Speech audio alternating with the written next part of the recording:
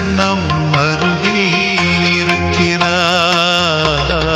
அற்புதங்கள் செய்கிறவர் என்றும் நமக்குள் வசிக்கிறார்.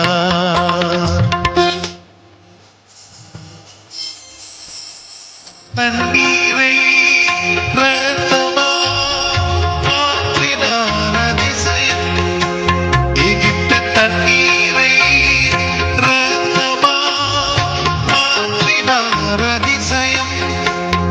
வெறும் தண்ணீரை திராட்சை ரசமாய் மாற்றினார் அதிசயம். வெறும் தண்ணீரை திராட்சை ரசமாய் மாற்றினார் அதிசயம்.